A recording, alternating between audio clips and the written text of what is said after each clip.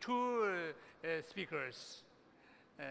I think because of time is limited, I hope speakers can finish their presentation within 15 minutes. Maximum maybe 20 minutes. I hope, I appreciate your presentation within the 50 minutes. The first speaker is Professor Javed, who is mine is first. This is mine is Carl Dallum. Professor Carl Dallum. Yours? No, mine is first. Oh, I'm sorry. Yeah, I'm sorry. The first speaker is Professor Shashi Pranab Kumar. She is Vice Chancellor of Sanchi University. I think maybe she can give us a very excellent speech. Namah Sabhabhyah Sabhapatibhyah. My topic is Indian philosophical thought. There is a minor change in the title, that's why. Indian philosophical thought, traits, terms, and techniques. The paper proposes to elucidate select traits of classical Indian philosophy with special reference to terms and techniques used therein. Indian philosophical thought is as old as the Rig Veda and also a rich resource of core concepts such as cosmic creation, human disposition, logical discussion, moral dispensation, and spiritual realization.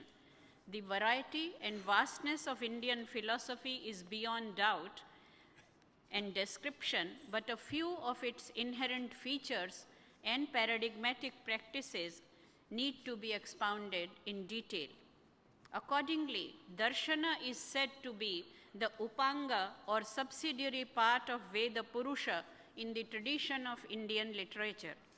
The most pervasive style of Indian philosophical discourse is to enunciate subtle essence of reality, sara, in minimum possible words, sankshepa, after collecting and presenting all the relevant aspects, samahara, analyzing them in crisp classification, vibhaga, and concluding with one's own viewpoint, upasanghara.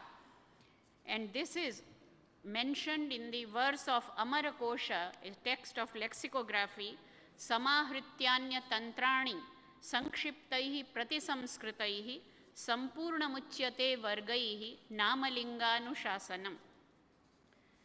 Another outstanding feature of Indian philosophy is that philosophy is termed as darshana, which literally signifies the act of seeing or the means of seeing. But more significantly, this seeing is not just physical seeing, but an insight or an intuitive vision which provides a right direction to one's life. That is why it is also characterized as samyak darshana. Samyak darshana sampannaha karmabhir na nibadhyate, so says Manu. Moreover, philosophy is classified as shastra, a term which can be derived from two roots as follow: from shans to describe and from shas to prescribe. From this point of view, all the philosophical schools in Indian tradition are descriptive as well as prescriptive. It is not without reason then that philosophy in India is not just a view of life but also a way of life. The approach of almost all the philosophical schools in India is comprehensive rather than exclusive. Therefore, the proponent invariably presupposes an opponent, and it is only after examining all the possible arguments and counter-arguments that one's own position is put forth. Shodhayet purva paksham tu yavannottara darshanam uttarenavaruddhasya nivrittam shodhanam bhavet. In addition to this, Indian philosophical thought is unique in the sense that almost all the schools here posit the summum bonum as an ultimate goal of life and guide their respective students on the path leading to this everlasting good. It is not without reason then that Indian philosophy is also known as Moksha Shastra, although the concept of moksha and the means to achieve it are visualized differently in several schools. And I'll skip the details, I'll only quote the statements. Nyaya calls it apavarga, tadatyanta vimokshopavarga, while Vaisheshika says it is moksha, tadabhave sanyoga bhavo pradurbhavascha moksha. Nyaya enunciates it as apavarga, the absolute freedom from all types of pains, while the Vaisheshika describes it as moksha, the non-existence of conjunction with the body when there is, at the same time, no potential body existing, and consequently rebirth cannot take place.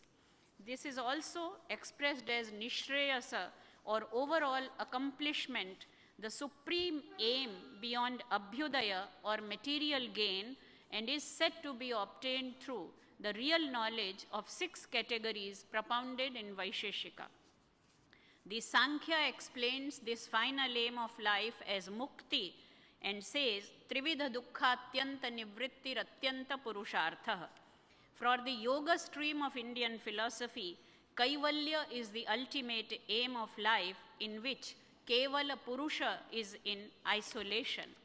For Mimamsa, Swarga is the highest goal of life, which can be attained through performing right kind of action in the right manner as ordained by the Veda. Chodana Lakshanortho Dharma. Last but not the least, Vedanta presents the knowledge of Brahman or supreme consciousness as the highest goal. Although it is also termed as moksha like other schools of Indian philosophy, but the difference lies in its conceptualizing. According to Vedanta, this is not an external state to be arrived at, rather it is the true nature of one's own self. It has to be realized by each one of us in our own being, which is not different from the supreme consciousness or Brahman in real sense of the term. Brahma Veda Brahmaiva Bhavati, Mundaka Upanishad. As a corollary to the above, there is one more significant trait of Indian philosophy which permeates through the vast spectrum of Indian thought tradition, that is, doctrine of karma and rebirth, which is an underlying concept of all these varied ideas. And I skip the details. Now I come to the terms of Indian philosophy. As already mentioned, brevity is the crux of Indian philosophical tradition, which reaches its culmination in the form of sutra, a style adopted by all the sages and scholars who propounded different schools of Indian philosophy.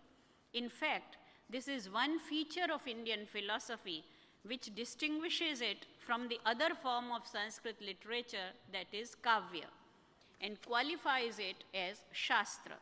It is worth noting in this regard that it was in the concluding part of oral tradition of Vedic literature that these interesting to glance through the following details.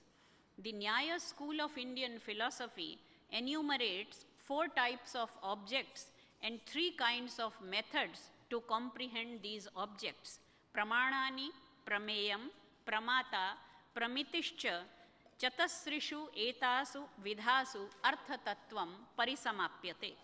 Accordingly, there are 4 modes of philosophical analysis, namely subject, object, means, and the result, while 3 methods need to be adopted for a logical understanding of these.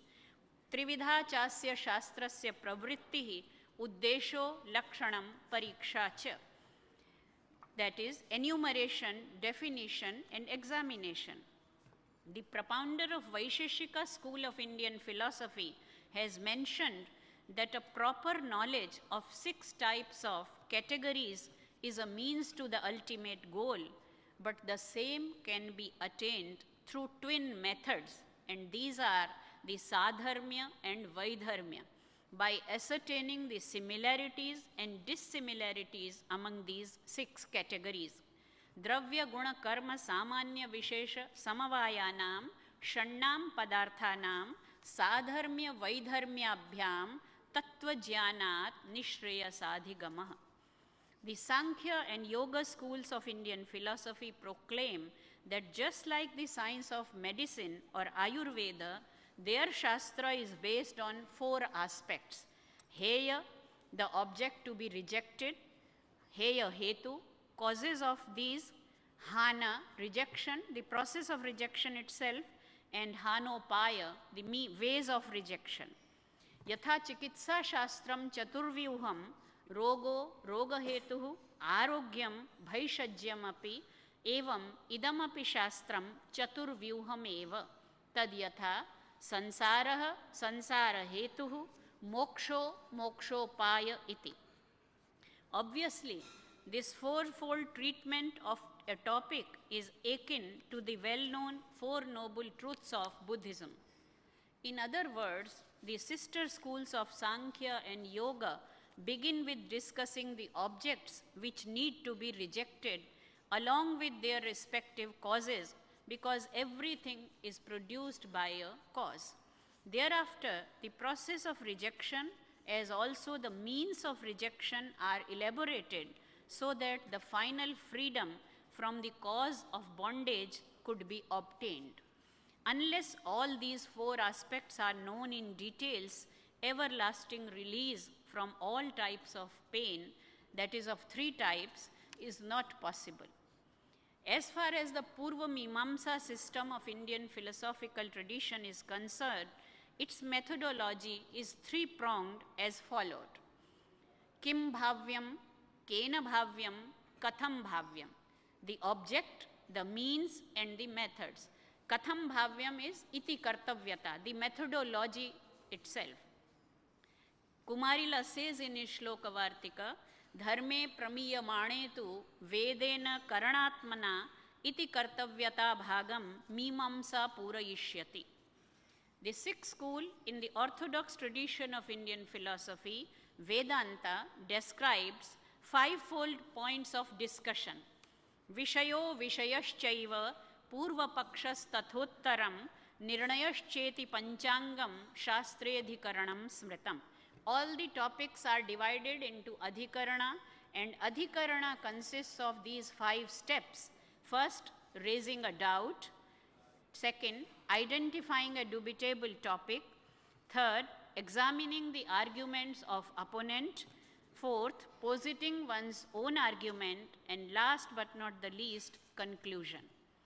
The Jaina school of Indian philosophy presents its own 7-fold style of discussing an issue, and that we all know as Saptabhangi Naya or Syadvada. Syad asticha, Syan nasticha, Syad avaktavyam. Syad asticha, nasticha, Syad asticha avaktavyam, Syan nasticha avaktavyam, Syad asticha nasticha avaktavyam. What follows from the above brief outline is that Indian philosophical tradition not only has certain unique traits of its own, but has also devised certain specific terms and typical techniques for deliberating upon the basic issues in a logical manner. Therefore, it is imperative for any student of Indian philosophy to get acquainted with these before he or she undertakes the task of pursuing any text or theory thereof.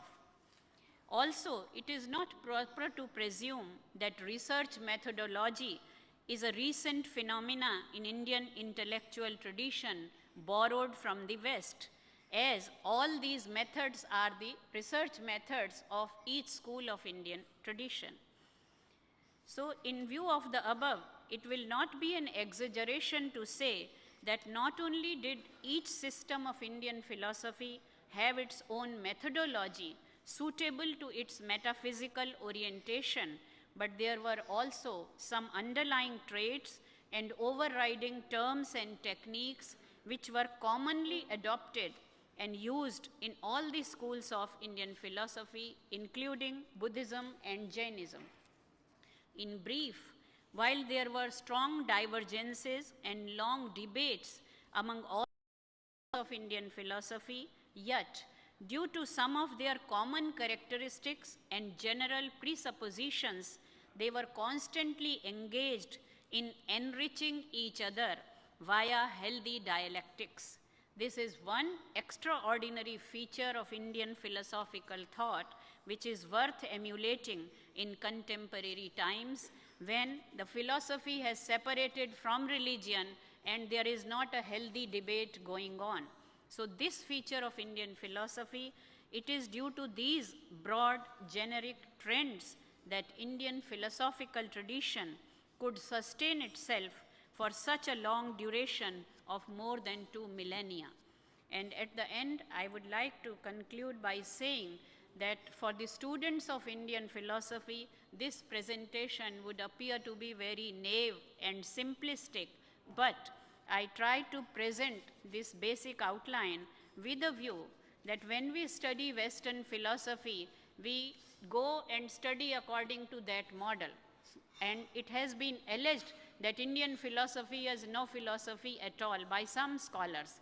But Indian philosophy, of course, it is darshana in its own way, and the darshana, shastra, it is classified as shastra, and each shastra had a purpose of its discussion, its enunciation, and it had its own techniques, but there were some general traits which need to be taken into account before one goes to study Indian philosophy.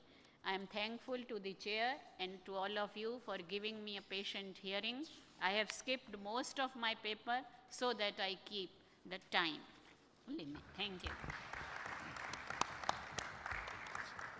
Thank you, Professor Shashi Prabha Kumar. Or more than one, are a valid means to metaphysical knowledge? One might object that Vedanta is neither a theory nor a mere belief, but involves direct experience.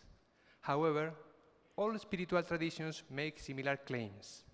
They are all based on certain metaphysical beliefs and culminate in supposedly direct mystical experiences, whose content depends on the beliefs they are based on and the practices through which they are reached.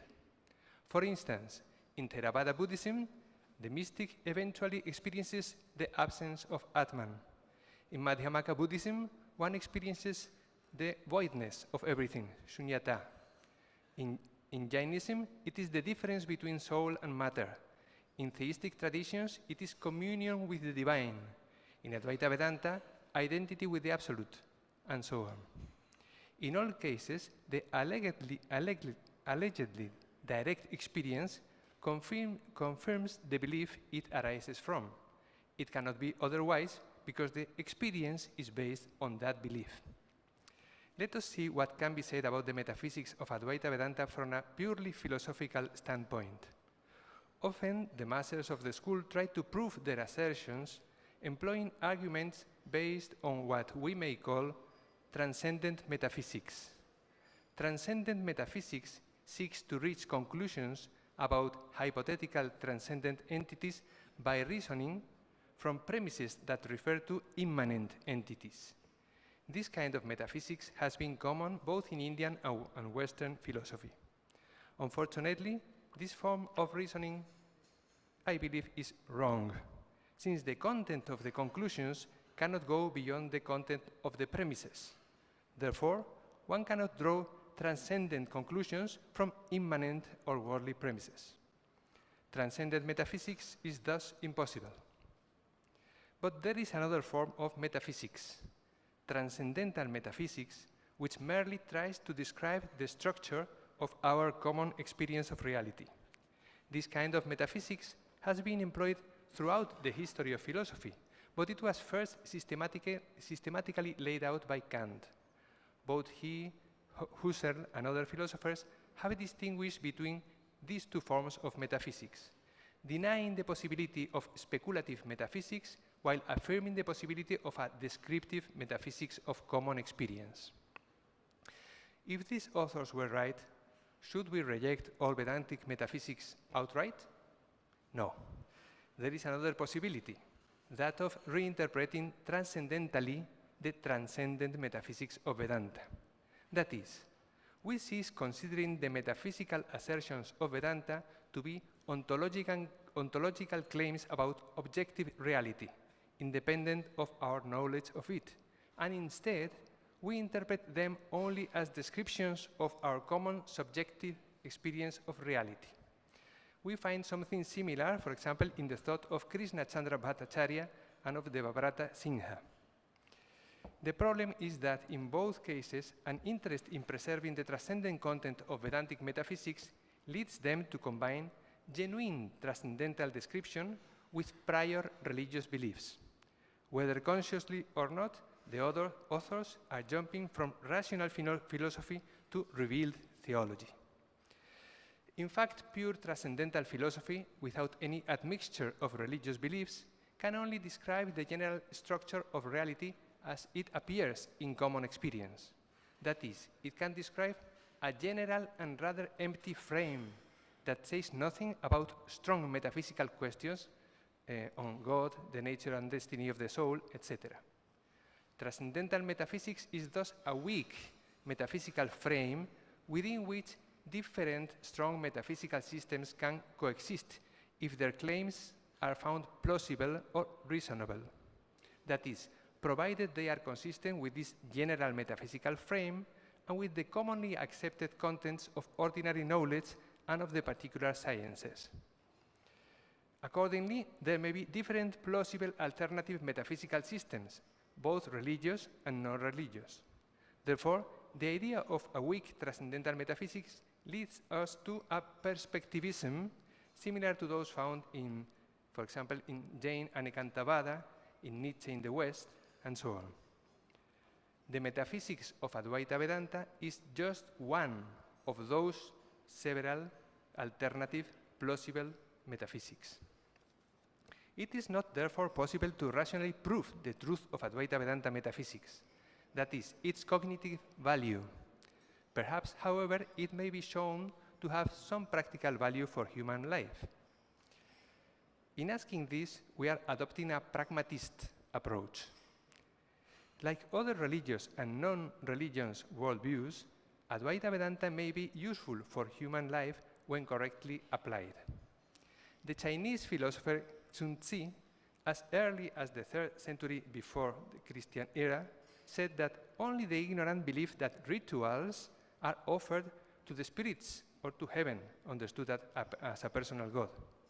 The wise, however, even while not believing in those entities, perform rituals because they know they are beneficial for personal and social harmony. Despite not accepting the metaphysical content of religious beliefs, some classical pragmatists, like William James and Hans Weichinger, defended their value.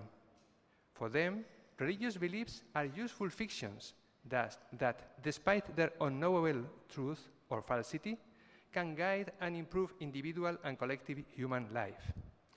The metaphysics of Advaita Vedanta then might contribute to the order and welfare of human life and society, as do other religious and non-religious belief systems.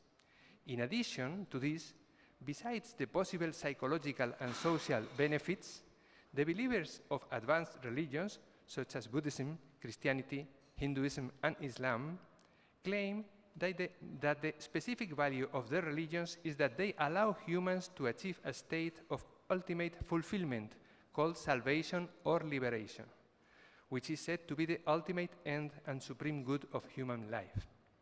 This state is often said to come about in a hypothetical life after death, in which case this idea would belong to what we have called metaphysical beliefs. But on the other side, all these religions also offer a practical goal to be reached while still living in this world, before death, the state of religious perfection, variously called saintliness, liberation in life, nirvana, etc. This would be a specifically religious, this worldly, supreme value. Henri Bergson distinguishes between two aspects of religion: static religion, whose only purpose would be to maintain psychological and social order, and dynamic religion, whose goal would be to help human beings attain total freedom and personal fulfillment. These two aspects of religion correspond roughly to what in Hinduism are the two religious aims of human life, purusharthas: dharma, or harmonious living, and moksha, or liberation. The first aim may be shared with non-religious belief systems, such as ideologies, as well as by religion in general. The second purpose, bringing the individual to religious perfection, is specific to advanced religious systems. In the case of Advaita Vedanta, its specific value would be its ability to liberate the individual in this life, Jivan Mukti, through knowledge of Brahman. The beliefs and ideas contained in its theology and its philosophy, regardless of their truth or falsity, would have. What the Buddha says is that we must ignore metaphysical questions not so much because they are insoluble, but because they are pragmatically useless. They do not contribute to the overcoming of suffering, which is the ultimate goal of human life. Indeed, they can even be harmful, since they distract from the essential issue, a spiritual practice that leads to spiritual awakening. In the Buddha's time, the law of karma and rebirth were not controversial issues. They did not give rise to debates or excessive time-wasting speculation or to an abandonment of spiritual practice.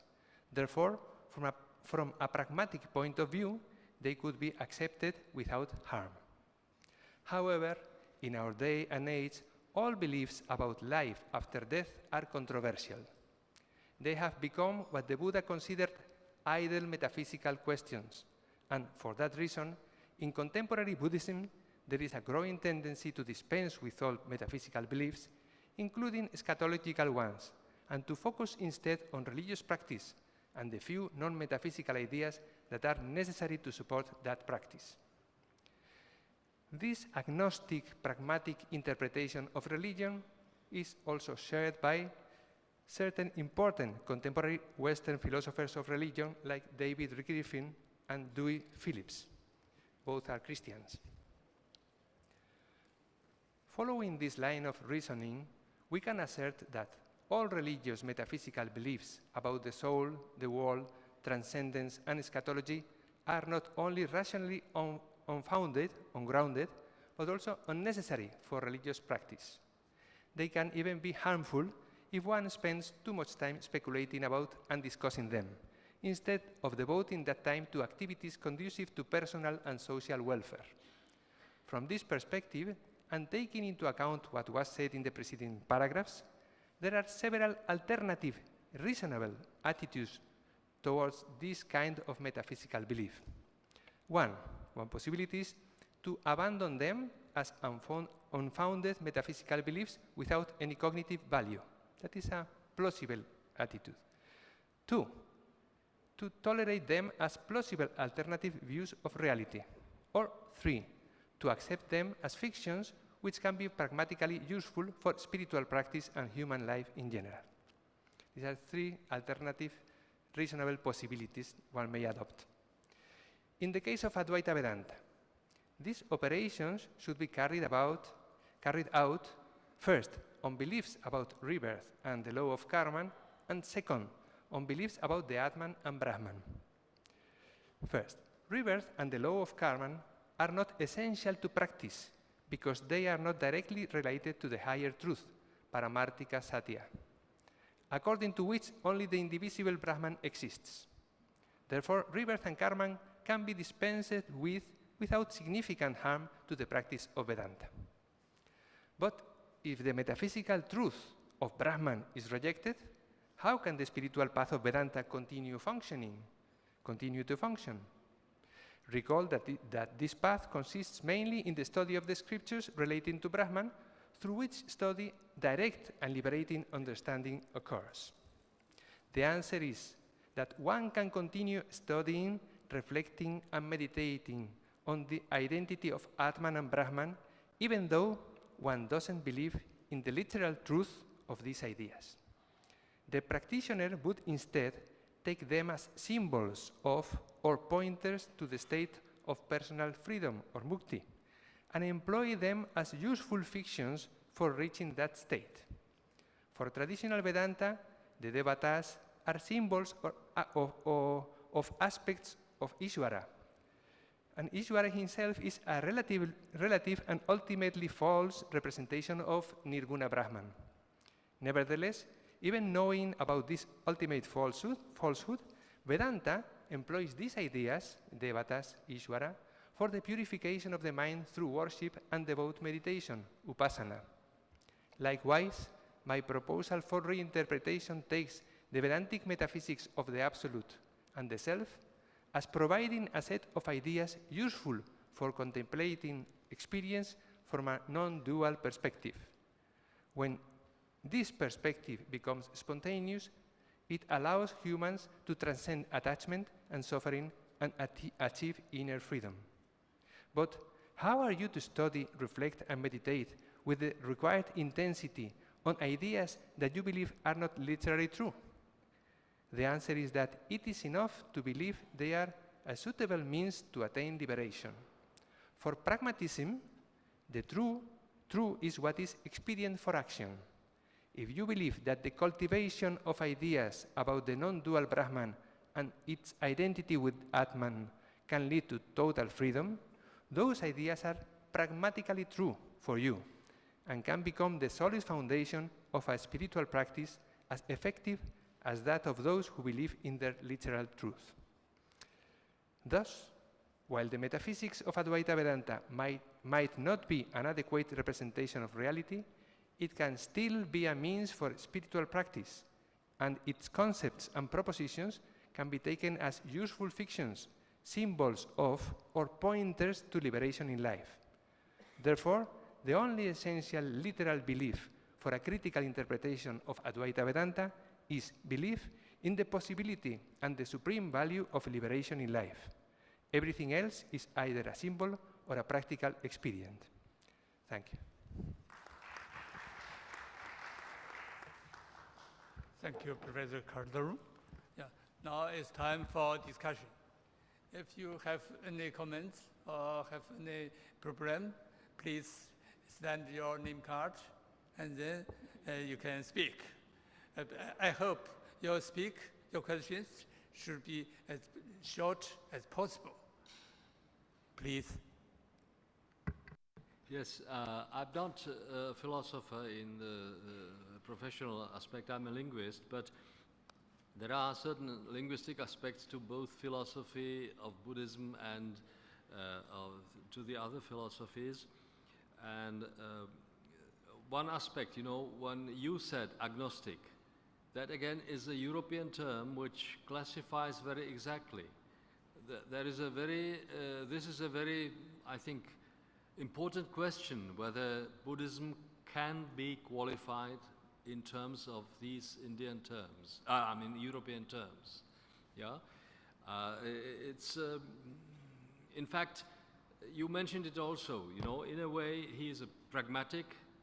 He offers a pragmatic approach, and that provoked later some ideas. Oh, after all, he didn't speak about it because of this practical approach, but ultimately it is there and all this, yeah, which you know all very well. But how to classify it and define it in terms of European, systems? That is the problem, I think, because the extreme might then be, to call Buddhism materialism, which actually there was a Soviet book just before 90, which I got in Russian into our department, which I forgot the author, which spoke about Buddhism. It was devoted to Buddhism as materialism. Yeah, so that is the danger of misinterpretation. I forgot the name. Yeah, it came just at that time, so I noticed it. Yes, yeah, that was classified, so to say, immediately. And then one point, you mentioned the parallels in arguments, creating arguments in the various schools where actually concerned. In Sanskrit, we say nyaya for law, and nyaya for this, nyaya shastra or logic. And the definition of nyaya is pramanairartha parikshanam nyaya. What is nyaya? Nyaya is examining any issue by the help of evidences. So that is what a lawyer or a judge, all of them are dealing with the evidences, and on the basis of evidences they reach a conclusion. So that brings these parallels to a point. I don't know the lawyer that you are talking of, was he an Indian lawyer? No, he was a so Czech it's an European law. Then Yeah. I think it's true that, as you said, it's universal. Yeah. But one can refer only to specifics which he or she has come across. I can't go to the universal, but only through the specific I try to grasp that universal. Yeah, but of course there is a difference in various schools, Yeah. how you call it, in what terms you use. Yeah, you quoted them as well, so that is the Yeah, linguistic, that were again you know, in Nyaya, yeah. Uddesha, Lakshana Yeah, and yeah, Pariksha. yeah, First you exactly. enumerate what you are going to do, then you define what is the definition of the terms or the points that you are going to discuss, and then you examine. First Uddesha, enumeration, then Lakshana, definition, and then Pariksha. And then the conclusion will be Nyaya. That will be justice or a logical just point. That's it. Right, thank you. Yeah,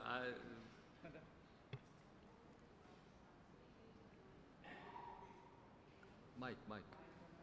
On your defense is that the words, even philosophy and agnostic, pragmatic, and even philosophy are not Westerners' words, are words. And we have equivalents in any language, because this is important, because even very much philosophy has been questioned in India because of this, because philosophy comes from philosophia, and philosophia is a Greek word, and so on and so on, and this only conduces to error, I think. You can use the words being Sanskrit or Hindi or Spanish or any, even if you explain what you are going to say about this concept, no? If you can do that, it does not matter that the word be of a Greek origin or Roman origin, or it doesn't matter. I think he is right to apply the term agnostic, and not in the sense perhaps that you are thinking of your European philosophers or mystics, but in a very specific way, it is right to use the words in this sense. I think so. Modestly is my opinion. Thank you. If I may just say, you are right in your own way, but the question was not of etymology of the word. The question was really of conceptual, position of that term in the system, and then the general picture which you create of another system is misinterpreted in a way, or misunderstood at least. Yeah? That is the danger which I feel should be avoided. Yeah?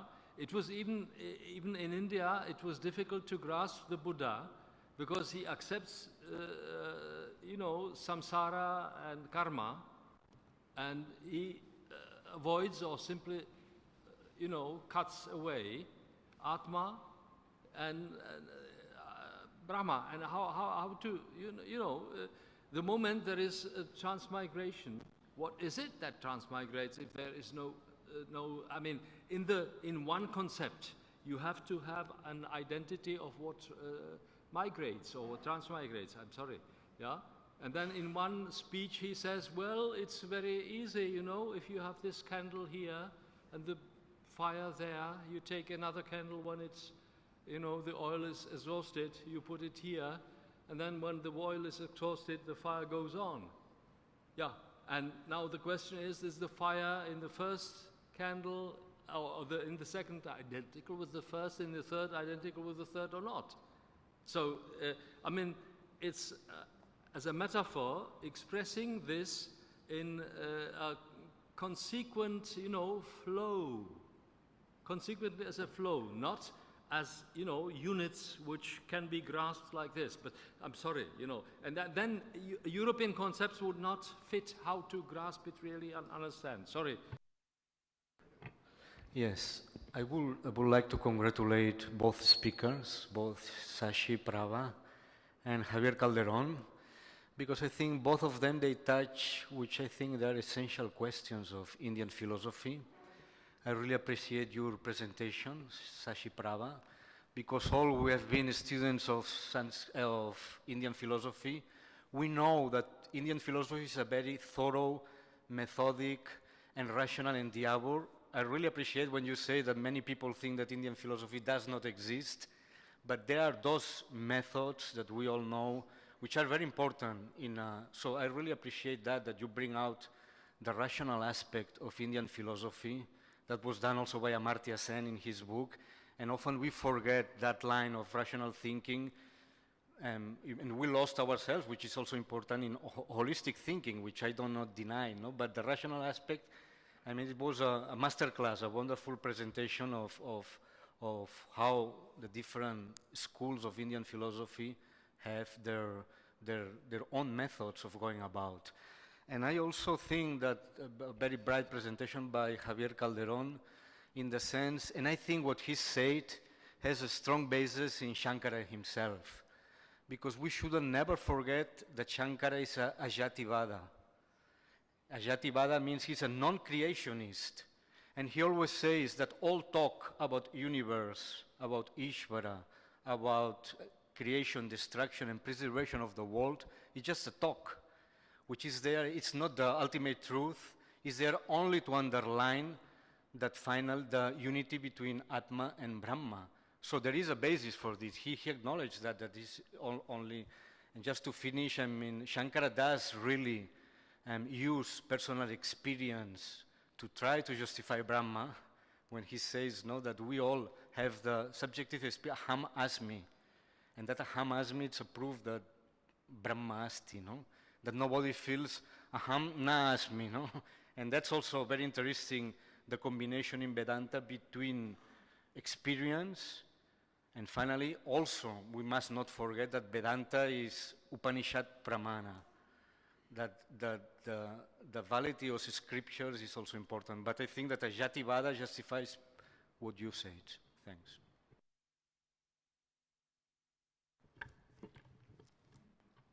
I want to supplement.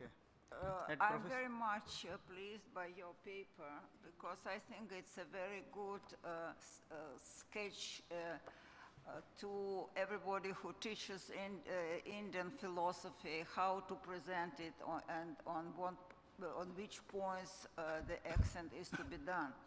In particular, it's very important that you put so much attention to rationality, and I agree with you that because one of the main point of Europocentrism in general, then it will include. So that's just your advice. Thank you so much. First of all, the very first sentence of my paper says that the paper proposes to elucidate select traits of classical Indian philosophy. So that's what I meant, but you are right in your remark that we should include the Mohammedan as well as the Christian philosophies when we say Indian philosophy, but then every paper or every work has to have some scope. So I defined my scope in the very beginning, and in such a short span of 15 minutes, I couldn't do that. Radhakrishnan was writing a comprehensive history of Indian philosophy. And being a Sanskritist, I come from that background. So I was limiting myself only to the 6 systems of Indian philosophy, although I have included Jainism and Buddhism. And the traits and techniques that I am mentioning, I haven't had time, or there is no material available for Charvaka. So these 9 systems of Indian philosophy, I will make it more clear when I submit the final paper. Thank you. Indian philosophy is rational. In Upanishad, manasaiva anudrashtavyam. You have to see, search with your own mind. And Gaudapada says in his Karika, Nishchitam Yukti Yuktam Cha. Yukti Yuktam, which is with reasoning. You have to examine and then decide. Yattat bhavati netarat. That will become truth. And Shankaracharya also in his Bhashya says, Srutyadayo anubhavadayascha yathasambhavam iha pramanam. Not only scripture, your experience also is the means of knowledge. That is what Shankaracharya says. So, Indian philosophy is rationalistic with rationalistic approach. That is what I want to supplement. Thank you. Shall I respond to him? Maybe you can exchange views after the discussion. Just, Please, the professor from Chile, and the last discussion will be that gentleman. A very small precision. Sorry. The professor Valk used the word agnostic and gnostic. And sometimes in Western countries, we use words which are coming from the same stock than the Sanskrit. So, gn in very old Greek means fire, in the way Professor David was talking a few minutes ago. So, agnosis or no-gnosis presents the presence of the silus, the power of the knowledge or not. So, in some way, Buddhism is saying exactly that. And also, just remembering what we were talking with Lady Kumar, these big swamis like Swami Darayananda, no? You teach me, or others, always are looking for the unity of the thinking. And I think the big Vedantists, Aurobindo, others are always trying to unify exactly the possibilities of thinking. So what we are here is trying to put together again the Western philosophy or some appreciation where exactly don't consider the philosophy of India like one of the highest production of the world. So that is my small precision. Mine was a question, and that actually agnostic was used in the paper, and I did not mean disagreement with the papers. I seek enlightenment. I'm a linguist, you know, who sees the word in a very narrow way, and but I can see these or have these questions, you know, and that's why I provoke. And thank you for provoking this, you know, thought in me again. Thank you. Yeah. Last discussion is the gentleman. My question is to Professor Shashiprabha Kumarji. You rightly said that all the darshanas have followed this method of having the aphorisms or the sutra style. But the Indian philosophy has developed more through the hermeneutics, through the bhashyas, where they have not adopted this style. They have their own Vyakhya and bhashya. It is through this that it has developed, particularly the Vedanta schools. So should we give the credit more to the bhashya or rather than to the sutra primary text? I don't think we should weigh like that, because it is the Sutra Caras who gave and propounded these systems. The Bhashyakaras elucidated the theories, and I didn't have time to read through the paper. Otherwise, all these Bhashya, Vartika, Sangraha, they all added to the course of development of Indian philosophy. That is through these techniques and through these texts actually. All types of texts. If you see Nyaya, we have Sutra, Bhashya, Vartika, Tika, etc. If you have Vedanta, the same pattern follows. So that is what I was trying to emphasize upon. There is no denying the fact that in this tradition of interpretation has enriched and also given way to the development of Indian philosophy. All the Bhashyakaras are that way, venerable, and they have contributed to Indian philosophy. Thank you. Thank you. I must add another discussion. He raised his hand many times. So your last one, truly. Okay. My question is to Professor Calderon. Now, the Vedanta philosophy is that there is only one reality, that is Brahma. And Brahma, through the operation of Maya, gets converted into material world, then jivas, and also Ishvara. And still Brahma remains unchanged. Is it philosophically, technically, conceptually possible? Second, then God is all-powerful. Here Maya operates on gods and gets him converted. Then Maya becomes more powerful than the God, all-powerful God. Thank you. As I said before, I consider there are several different metaphysical systems which are plausible. That is, it is not possible to prove that they are not true. I find Vedantic metaphysics consistent and compatible. I think you have to stop here. We have other program, yes. Okay. You can go on discussing. Okay. Professor Mark, conclude. I'm sorry. Yeah, I have to say, we must end this session's discussion. It's a tough task for a chairman, for a chair, to chair the discussion. So maybe you can use another time to exchange our views. Every time, every session, people feel